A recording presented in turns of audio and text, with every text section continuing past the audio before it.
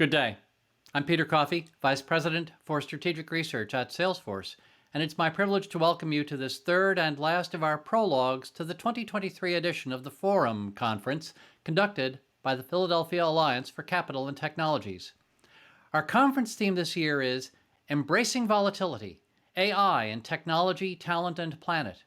In our two previous segments, we've looked at the talent pools of human and machine. On the human side of that partnership, we considered challenges of what to teach, how to educate, and when to develop people as contributors at every age during longer careers spanning many more technology cycles than any one person would encounter during their working years in decades past. On the machine side, we looked at the opportunities and also at the tensions of having powerful processing models and global data resources combine into surprisingly creative but sometimes delusional assistance to our work. We'd like to wrap up now with a look at the why as well as the who and the how. I'm talking about the role of a three-letter label, ESG, Environmental and Social and Governance, as context for our efforts to propel and direct the energy of innovators and the resources of investors. The label of ESG is not new, but Google search traffic for this term has quadrupled since the end of 2020. It's a global issue, with rules in the European Union expected to force at least 10,000 companies in other parts of the world to comply with new standards later this year. Companies whose stock trades on European markets, or who do business there above various thresholds of activity and size, may soon find themselves compelled to meet what may be as many as 82 new disclosure requirements touching on their greenhouse gas emissions and on other actions related to the Paris Agreement of 2015. These won't just be public relations, greenwashing, or self-reporting requirements. There will be third-party audit requirements, and the costs of compliance with those standards may then be much greater than the costs of data collection and reporting. The United States is following a similar but somewhat less rapid route to this destination, with agencies like the Securities and Exchange Commission having issued draft rules for disclosures to investors for climate-related risks as well as greenhouse gas emissions. And when investors get into the act, climate change denial doesn't have a chance against the energy and discipline of financial advisors and insurance underwriters. If you think about the whole model of insurance, it's clear that this is an almost existential threat to that industry. Insurance works as a risk-sharing mechanism when many people have similar, familiar, but independent risks, like the chance of their home catching fire or the chance of their car being stolen. Climate change presents insurers with unfamiliar risks that are highly correlated.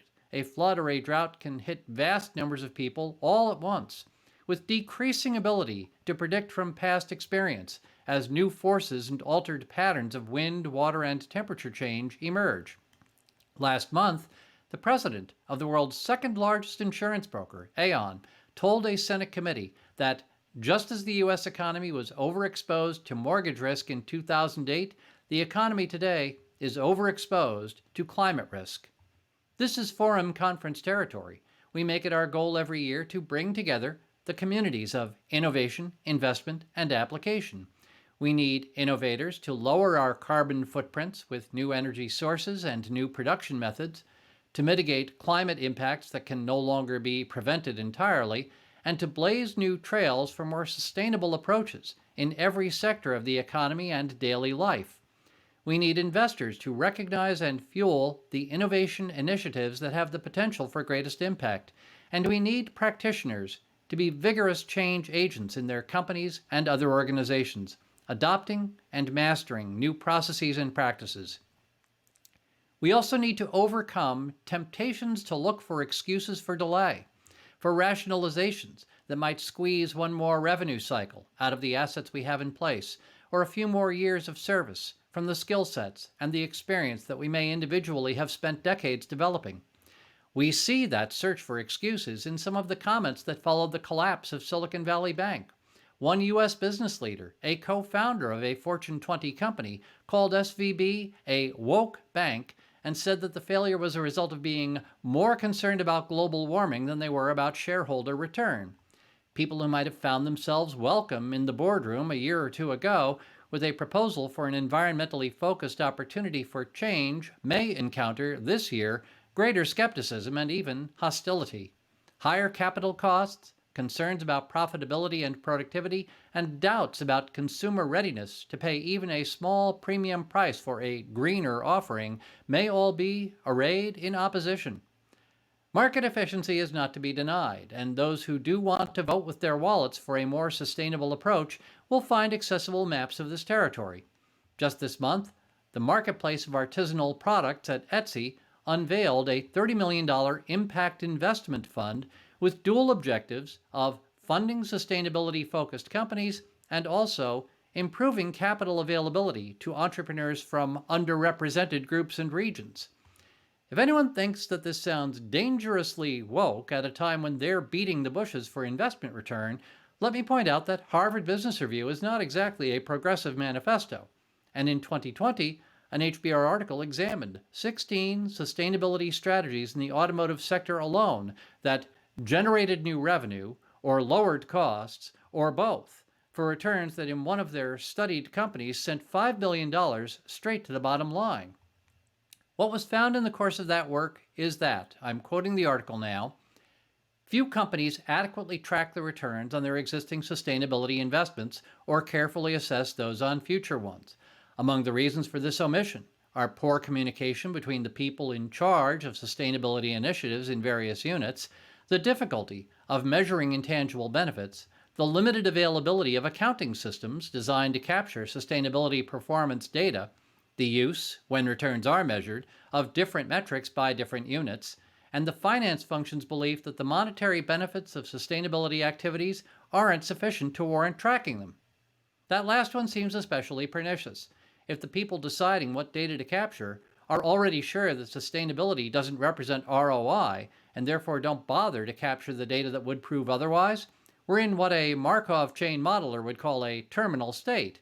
Those who don't look won't find the returns to sustainability that a review of over 1,000 studies showed to be 43% positive returns from climate-driven sustainability strategies, with only 14% of studied efforts having negative results.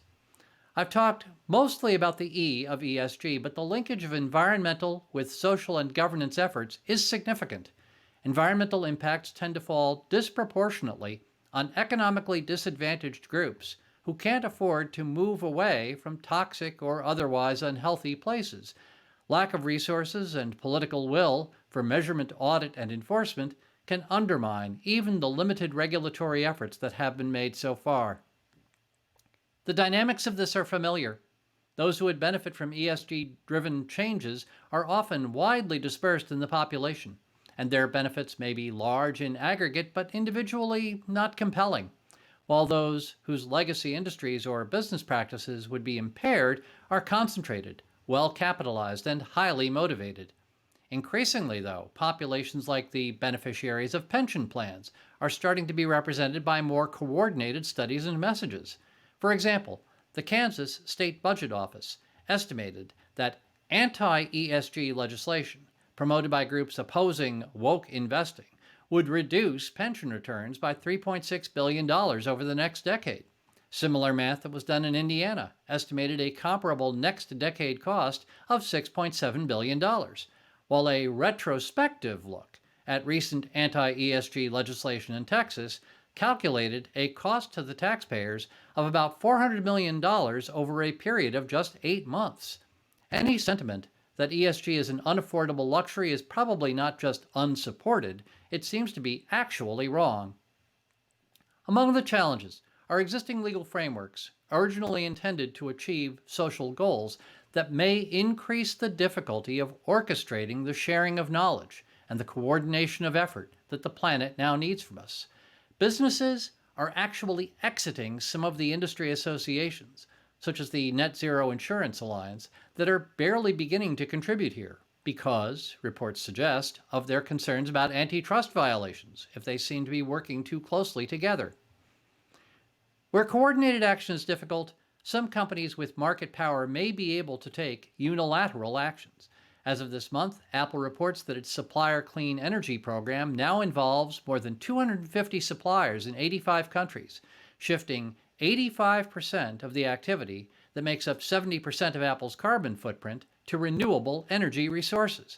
That's a lot of percentages, but the big number is that renewable energy is now powering 5 times as much of Apple's operations as it did in 2019. And Apple is able to exert substantial leverage in standardizing and streamlining data capture and reporting in one of the world's most global and varied supply chains. Of the 118 elements in the periodic table, an iPhone contains 75, so what Apple requires can have broad impact. I don't know if it's possible to sum this up any better than did a cartoon by Joel Pett, where a climate summit speaker is listing the side effects of ESG investment: energy independence, livable cities, clean water and air, healthy children, and other good things. An angry-looking audience member is asking, what if it's a big hoax and we create a better world for nothing? Right now, persuading the management and the money to back an ESG effort may be more difficult than it was a year ago. But what if it's not about doing the right thing or the ethical thing? What if it's about doing the return on investment thing? And ESG is a side effect. That might be an easier sell. And it doesn't matter why it's done, as long as it gets done. This is my final pre-forum offering for this year, but all of us who've been developing this year's program are looking forward to welcoming you on May 3rd. For the Philadelphia Alliance for Capital and Technologies, I'm Peter Coffey with Salesforce, thanking all 3 of our Forum communities, innovators, investors, and practitioners for this opportunity to co-create the future.